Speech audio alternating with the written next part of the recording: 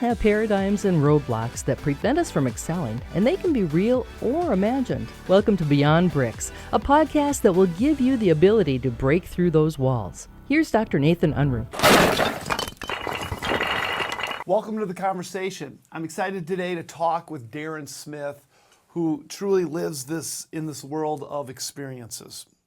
And it's one of our favorite things to always talk about is how do we constantly fine-tune the customer experience? How do we get better at the team experience? And how do those two things go together? So if you're listening today and you're saying, how do we provide a better experience? Buckle up, because Darrin's going to have a whole bunch of great ideas for us. So Darrin, thank you for being here with me. And first, let's just kick it off. Tell us about you. Yeah. Well, very briefly, I grew up in a small town, about 25 miles from Sioux Falls, Parker, South Dakota. So big basketball town, and just a great small town. Moved to Sioux Falls about 25 years ago with my wife. We had no intentions of staying here. This place was way too big for us. But we decided to live in Sioux Falls. Bought a house, ran for city council, got elected somehow. And 3 kids later, here we are, and we love it. This is where we're at. Professionally, I've worked in the for-profit sector. I worked in the nonprofit sector, public, private. Started in banking. Worked for a large national nonprofit organization. Did a fair amount of travel, business development, lobbying, that sort of thing.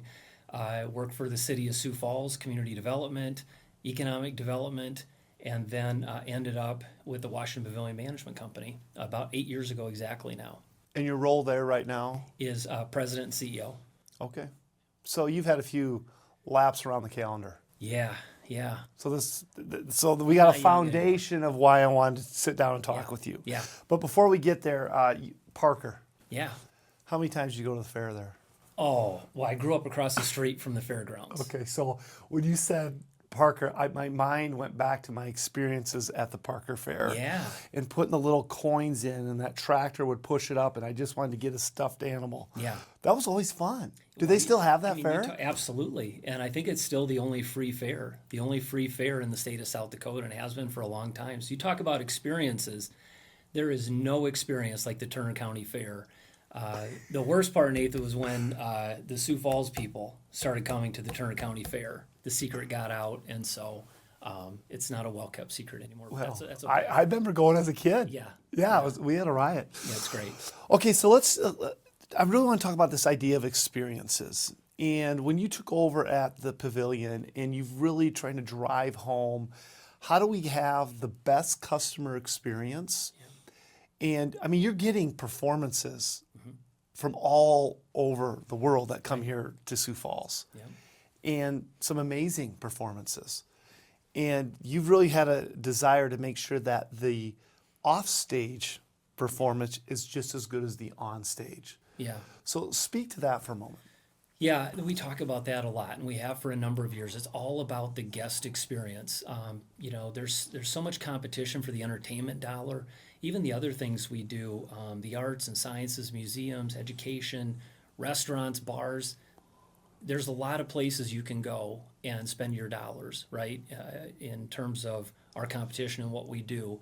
So we just have to provide a better experience. It's not about just coming to that 2.5-hour Broadway show.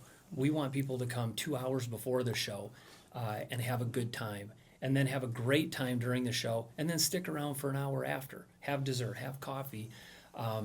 It's about the entire experience. That's where we have to win. And honestly, it starts even before that night. It's when someone calls our box office, or when they go online to look at, what shows might they want to go to and buy tickets. We need that experience to be a great experience all the way through from the start to the finish. So let's talk about the experiences, because the symphony is there. Yeah. You have these Broadway shows that come in. You also have the Science Center. So what does the pavilion, what kind of experience is it all? Yeah, well, first, I always start, I'm very intentional about saying, that we are a private nonprofit management company. So we are not just a facility. A lot of people think of us as the Washington Pavilion of Arts and Science. The fact is, we're a management company, and we're a lot more than that. We're involved with the Orpheum Theater here in Sioux Falls, and we're involved with dozens of clients and even other facilities. So we're very broad-based. And you're right, we have Broadway shows, some of the best out there touring. We have comedians, we have, we've had Willie Nelson, Kenny Rogers, Mellencamp, you name it. We do concerts. And then, of course, we have some great artwork. We have the Science Center, which is primarily focused on children. We have a full-time preschool program. A lot of people don't know that. It's full every year with a waiting list. It's a STEM and STEAM-focused preschool. We have well over 100 camps and classes every year. We will host more than 300 field trips from schools in this region throughout the year. And then, again, we have a restaurant, we have bars. So we're doing a number of different things. We also provide consulting services and professional services to other organizations, primarily nonprofits. Okay. So I didn't know all that. Yeah, most people don't. Yeah. So when I look at the number of people, how many people are on your team? Well, we have in our employee database at any time, we typically average about 300 to 350. So we have just under 100 full-time employees. We'll have about 3 dozen regular part-time employees, and then we have a couple hundred what we call PRNs, or per requested needs. So those would be food servers, bartenders, stagehands, the folks that we can't necessarily schedule on a regular basis and guarantee hours, but we know we'll have a lot of hours for them throughout the year, so they're there as needed. So over 300 total in those 3 different categories. So you're just like a lot of organizations. We hear a lot, have a hard time finding good people, training good people. And in your world, you have to make sure that the experience is great and you get the right people and you train the right people. So talk about some of the things that you've implemented in your organizations to make sure you're developing people. Well, I think, it starts with hiring. That is just, if you had to point me towards this, what is the single most important thing you do to help make all of this happen, I think it's hiring good people. We've had to become very, very intentional about not just taking in anybody who will fill a spot. That's not good enough, and you're constantly turning those folks over, and they're not providing a great guest experience. And I don't know about your audience and your clients, but I feel like since COVID especially, it's gotten even harder to hire good people and people who actually show up every day. So we feel like we've gotten pretty good at it. We've gotten much better in recent years. One little tactic I turned to around the time of COVID is any full-time position we hire at any level, I may not participate in the interview process with them directly oftentimes, but I will be the last person to speak with them. So I get 15 minutes with each person before we make an offer. And I always tell them, I'm not going to ask you anything about what you'll do here on a daily basis. You've covered all that in the interview process. Somebody thinks you're a good fit for us. I just want to find out about them, where they're from, if they went to school, what they went to school for, what their dreams and aspirations are, and why they want to work with us. That to me is the most important question. And if they don't pass the smell test after that, and it's really a culture smell test, then we won't extend an offer to them. And if I get a good feel for them, I think they're going to be a good fit, we'll make an offer and bring them on board. And I tell them all the time, we just want to work with positive people who want to be around other people. If they're into drama and see every glass is half empty, don't start with us. It'll be a waste of your time and ours, and I just want to be really upfront with them about that. Okay, so I'm going to pull apart the cultural smell test. Mm-hmm. Okay, so the word culture, everybody defines it a little differently. Yeah. What's the culture at the Washington Pavilion that you guys are constantly drilling home to everybody? Yeah, really simple. Positive. You have to be positive. You have to see every glass as half full, not half empty, and have a service mindset. We are here to serve people. Without our guests, without visitors, without customers, without members, without Broadway subscribers, we have nothing. So everything we do is focused on the guest and those other categories that I talked about. That's it.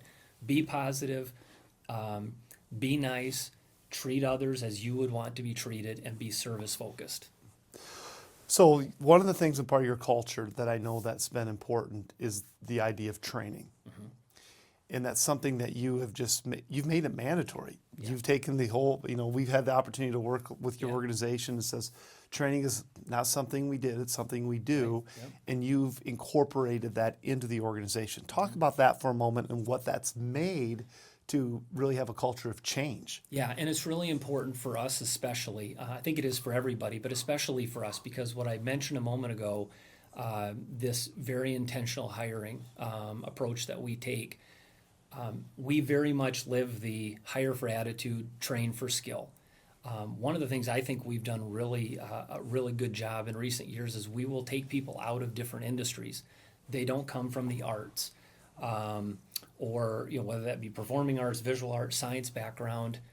We don't necessarily care what their background is. Again, we're looking for those things I mentioned earlier. We'll take care of the training after we get them on board. They'll learn what they need to do on a daily basis, and they'll become good at that. So if we're really going to have that philosophy, then we have to have a strong training program. And really, that's why we went searching for that a few years ago, and that's when we found 5-4, and it's become so important to us. And I think it's been a big part of, again, our success and being able to not just talk about our philosophy, not just talk the talk, but walk the walk. Yeah, and don't you think that, with your pedigree of all the different organizations, Right. whether small to now well over 300 employees, training is always a gap Yep. that people talk about. And I think there's sometimes the misconception that training is, you go through a week or two of onboarding, or you follow Sally because she's been around the longest, Yeah. or you go to these certain mountaintop events and that somehow is training. That's right. But what you've done in the organization, there's never a week somebody's not training. That's right. It might be 30 to 45 minutes of training, but everybody's doing it with repetition, with ability to practice and role play, and accountability. That's right. You always know what's happening. Yeah. So is everybody excited about that all the time? No. But you know what? We're really leaning into it, and it's so important. You guys have the video, the Steph Curry video, and we talked about where I grew up, and basketball's big there. You don't. I was a 90% free throw shooter, by the way. If I could just get that on record. You don't shoot one free throw and call it good for the day and then just expect to be good when you go through. It's all about that repetition, and it is such a good analogy, and I love that you guys, that's how you compare the training with 5-4 in the program, because I looked at every different model we could, and I started with more of the traditional old school, what I've seen in my career over the years. You bring speakers in, or we even flirted with just hiring a full-time trainer, and I thought, well, okay, that'll help us overcome this incredible schedule flexibility we have with 12+ hour days. We're open 360 days a year, but that wouldn't work either for the model that we have. And so with 5-4, you get training on a daily or weekly basis, and you can have as much as you want. I love the fact that you have access to this incredible comprehensive library. We have people that will consume 5-4 videos every day. They love it. But it's got to be on a regular basis year round. It can't be here and there. It can't be hit and miss. We can't let people sit in the back row in an auditorium and bring a speaker in. We have no idea how much they're retaining of that.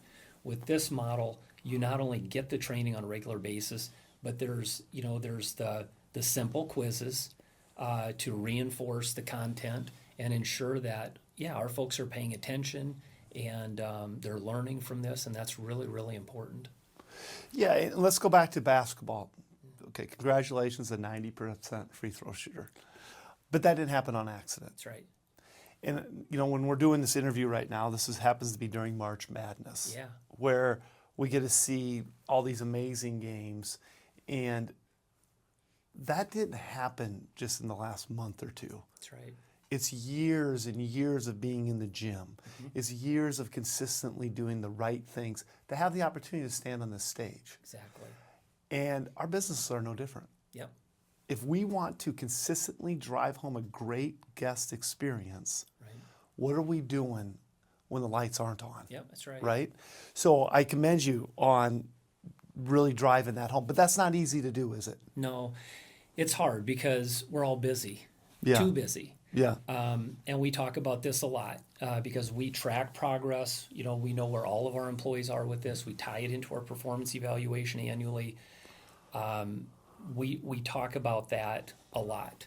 That it's got to be something that you know, you're not too busy for. And when these lessons are literally 20 to 30 minutes a week, again, our team has heard me say this 100 times. Nobody is so busy that they don't have 20 to 30 minutes.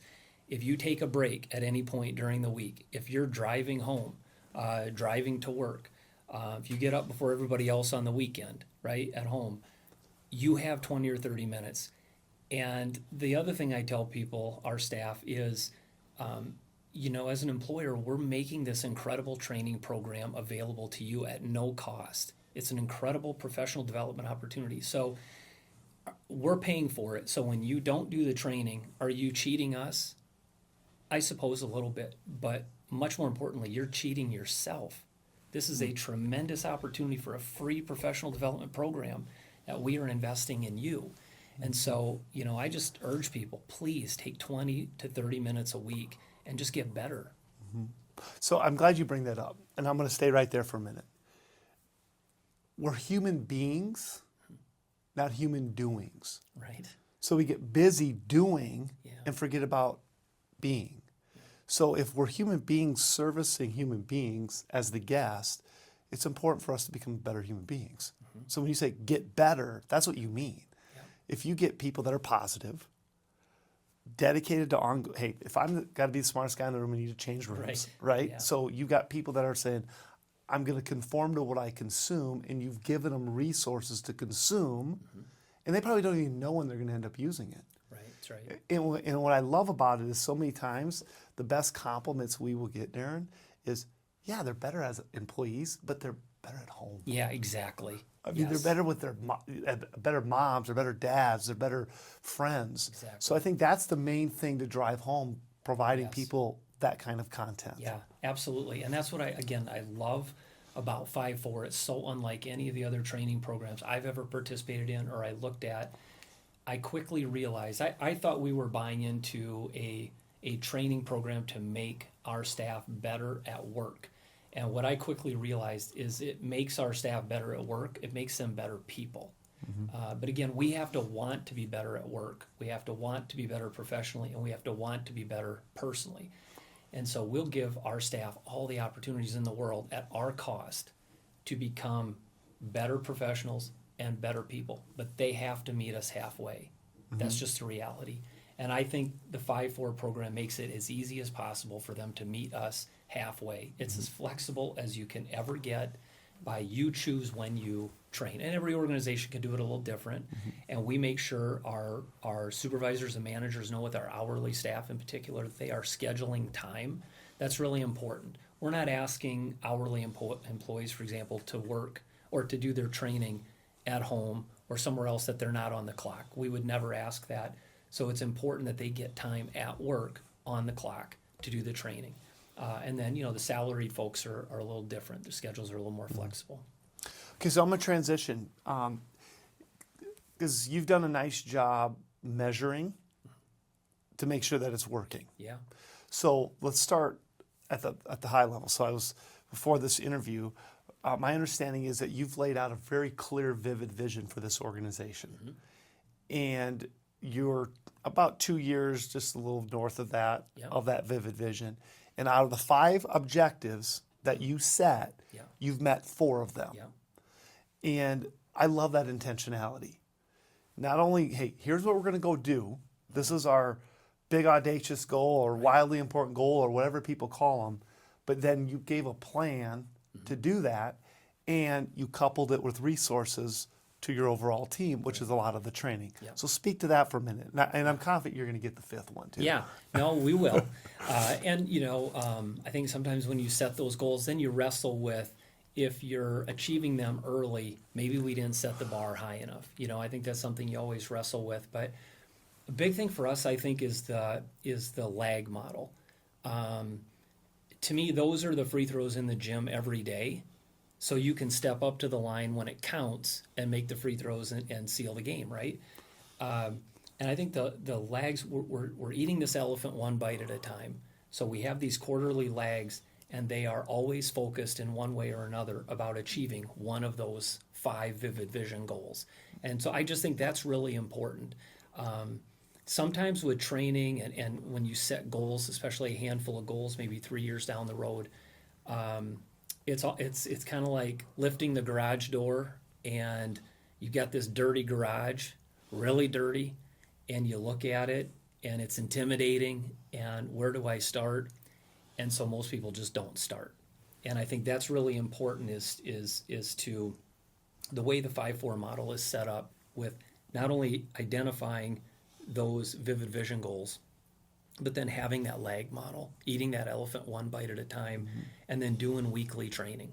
Not big, huge, quarterly, annual stuff. And I'll get to that later because I got 3 months or I got 12 months. No, it's weekly, and it's in very reasonable and realistic increments, 15, 20, 30 minutes at a time. I just think that's so important. Yeah, I love what you said there, because for years I struggled with that myself. Because you get these big goals and then you write it down and then nothing happens until then last minute you're going, oh man, what did I do? Yeah. And I think I would equate it to going to the gym. If my trainer said, Nathan, just come to the gym once a month for 12 hours. Right. Yeah. Unrealistic. Yeah. Versus, Nathan, come to the gym 5-6 days a week for 20, 30 minutes. Yeah. And consistently do that over a long enough period of time, you're going to get the result you want. Absolutely. And I think that's how we got to look at the development of our people. That's right. So when you measure this guest experience, I love what you've done with the NPS score, which the NPS score is the Net Promoter Score. I love what Frank Reichfeld calls it, more of the Net People Score when you go and study it. But you guys measure that. Oh, yeah. And right now, where's your NPS score? Well, we break it down into the different areas we have, and eventually we want to get to where we have an NPS score and a goal and an NPS score that we're measuring in every area. But we started with performances, which would be the Broadway, the comedians, the concerts, that sort of thing. We are right around 80 right now. Been there consistently for some time. Our museums, which would be, again, our Children's Science Center and our Visual Arts Center, we are over 70 now, and 70 was our goal. So that may not sound quite as impressive compared to the 80 for performances, but a year ago, we were at an 18. So we had lost sight of what we were doing in one of those areas in particular. And so we have built it back up now to where we're over 70 for the year. And now we're going to start going into our food and beverage area and find a way to measure NPS there, which will be a little trickier than these other areas, because when you buy a ticket or you buy a membership or an admission to any of those other things, we force you to give us your email address, and then we can do these follow-up surveys. And we have a pretty good response rate, actually, to those. Food and beverage is a little tougher. We don't ask for your email when you come and buy the lunch special. So we'll tackle that in different ways, but we'll find a way to successfully implement it. Well, for the listeners there that aren't, aware of the NPS, how it's measured is minus 100 and positive 100. Anything above 0 is good. 70 becomes more iconic. And why that's important is that versus trying to hunt and kill new people all the time and get people to come do business, if you have a 70 of the people that have already come as a guest, they're coming back, right? Yep. And we want to develop loyal customers, and that's really what the NPS score allows us to do. That's right. So by you implementing that, big deal, big deal. Because it really doesn't matter, Darrin, what you say or I say about our own organizations. It only matters what the people say. That's right. And if we're not measuring that, well, it's only then our word. That's right. And I'm always amazed by business say, oh yeah, we give a great customer service or a great customer experience. Like, how do you know? How do you know? If you're not measuring it, you don't know. And you don't know because 3 people this month told you you're doing a great job. Right. And that's the other thing. It takes it away from purely anecdotal and what we think we're doing and accomplishing, and we can actually measure it. This is data. Numbers don't lie. Yeah. Especially if you have a good sample size and you're getting a good response rate to your surveys. It's really important. It's pretty hard to fudge on Yeah. those numbers when you're getting these surveys back for better or worse. Yeah. And let's talk about the worst for a minute. Yeah. Because we get them, don't we? We all get them. For sure. And I always would contend that if there's something wrong within my business, how fast do I want to know it? Right. Like right now. Right now. And that's a gift. That's a gift from a customer saying, here's where we can improve. Right. Absolutely. So Nathan Schock was telling me something that you implemented based on some feedback you got from guests on the mobile ordering app. So during an intermission at one of the shows, people would say, hey, we didn't have enough time during the intermission to get our cocktail or whatever it may be before the show. They started flashing the lights saying, hey, it's time. Yeah. So tell them, what'd you do? How'd you solve that? Yeah, so the mobile order, it is. Again, it's just all about that guest experience. But selfishly, look, that's an opportunity for us to capture some sales that we otherwise wouldn't have. With these Broadway shows, it's so different than, again, the concerts, comedians, and some other things we do, where there's a very specific, defined period of time called an intermission. It's in the contract. So people got to get to the bathroom and maybe get a drink and get back in. So we want to make sure they get both of those things done and not just one or the other. So we put a mobile ordering system in place that continues to get better for us, just leaning into technology. But we want to make it as easy as possible. Reducing friction. We talk about that a lot too. People like what we do. We know they like what we do through our growing numbers, our NPS scores. Let's make it as easy as possible for people to continue liking us and supporting us. So just reduce friction, make it easy. So with the mobile ordering, it's very simple. You use an app on your phone, and you tell us what you want to drink, and we'll have it ready for you when you come out at intermission, and we'll speed things up, get you back in your seat. You won't miss 1 minute of the show. Yeah, and so just another example of just paying attention to the details. And I think the benefit of the MPS system, which is really just a simple question, how likely are you to recommend our organization? Right. And they're scoring it from 0 to 10. Well, anything below a 9, we want to know about that. Right, absolutely. And again, I look at those as gifts. Yep. So how can we just constantly, consistently improve that experience for whoever that may be? Right. Whether it's dirty toys in the Discovery Center, right. or it's, hey, I didn't have time to get my drink. Yep. All the little tiny things make up a great experience. Yeah, absolutely. And you want that feedback. And, that's really important, though, because staff have a tendency, especially, when they're passionate about what they do. And we're very fortunate. Most places I've ever worked, it truly was a paycheck for most people. They were trading their time for money to do other things. And we're fortunate. We do have a lot of people in the arts in particular. They are passionate. They wanted to be on stage for a living, or they wanted to be an artist, and maybe that didn't work out. This is the next best thing for them to live out, their passion. But you have to be able to receive some of that constructive criticism too. And that can be hard, especially when you're really passionate. But sticking with the basketball theme here, I've told our staff before, who has made the most game-winning shots in the history of basketball? It's Michael Jordan, right? Who's missed the most game-winning shots in the history of basketball? Michael Jordan. Mm-hmm. So as we just continue to lean into things and to try and grow and expand the customer experience, we're going to screw some things up. There's going to be a learning curve. It's okay. You just work through it, but you got to listen and get better. Yeah, it reminds me of, Elon Musk.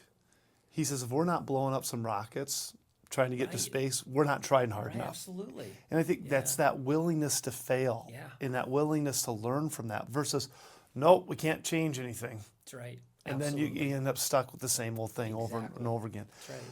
So let's transition to, you got to lead a lot of people. You've had some tremendous leaders in your own life. You read, you train, you do a lot of those things to constantly get better yourself. So I'm only going to give you 3. Okay. But what are the 3 attributes you would say are the best attributes of a great leader? Bold, visionary, and integrity. Okay. So let's pull those 3 apart. Yeah. Bold. What does bold look like? Well, what we were just talking about a moment ago, not being afraid to fail. Let's push the envelope. Let's have fun. We're not talking about life and death situations here, right? It's just not. So have fun with it and see what you're capable of doing, and just go for it. It's that jump off the cliff and grow wings on the way down. To me, that's what makes life worth living. Otherwise, what are you doing? Right. It's pretty boring way to go through whatever number of years you have in this short life, to not aspire to do great things. Yeah, and I love how you describe boldness there. It's okay to mess up. Be okay with that. Right. Okay, pull apart visionary. What's visionary look like to you? For me, it's that, being able to see what your team is capable of. And I had mentioned this to our team recently, that we're going to raise the bar on our expectations moving forward.